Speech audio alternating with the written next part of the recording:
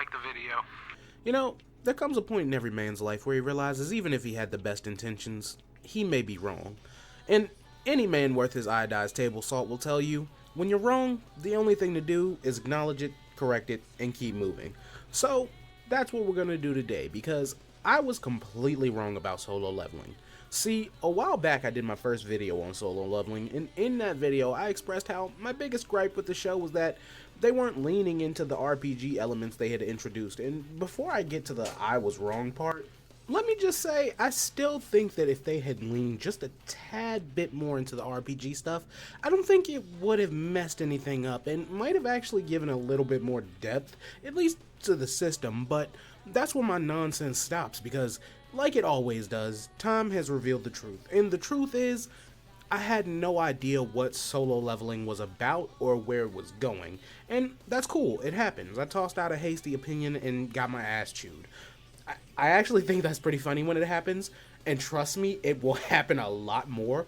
But ass eating aside, knowing what I know now about solo leveling, if I could go back in time and tap my younger self about to make that video, I would probably let myself know that in another show, that RPG sentiment would be spot on, but that's not what solo leveling is about, not by a long shot.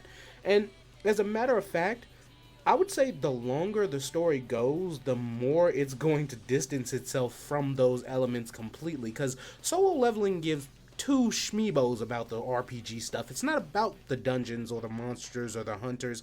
It's not even about solo leveling, really.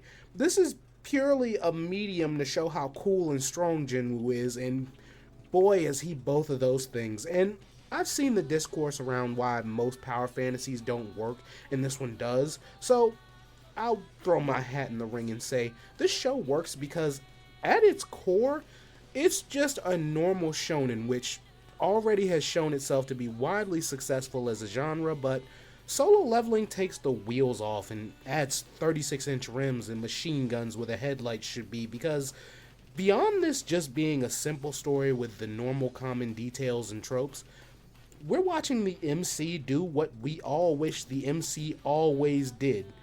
Think of it like this. What if Izuku had learned how to use One for All right after he got it? And even though he wasn't instantly All Might level, he was still well above most people in terms of power. On top of knowing that he has that extra potential that will make him undisputedly the strongest, that would have been a cool story, but to make something like that work, you have to strip all the things outside of the purview of that one storyline out of the story. So all of Class 1A would be there, but we'd probably only hear most of their names once, let alone focus on them any. And the society and heroes outside of that may as well not exist, but do you get what I'm saying? In order to get a good power fantasy, you have to tap the veins of a broader genre, remove the fat, and wrap it in 6 scene after 6 scene, and I mean that with the utmost respect. I'm not sure how they're going to keep topping this, because the reactions of other people let me know that I wasn't tripping, and they really aren't letting up. I mean, I was genuinely max volume hyped when I saw this man punch a nigga's head into the sky and make it explode with no magic. I cannot stress that enough, bro. His head went 150 feet into the air and then exploded, meaning it had time to explode. It should have exploded on impact, but it didn't. It made it all the way into the air and then exploded as if there was a second stronger impact. Are you listening to me? Did you hear what I just said?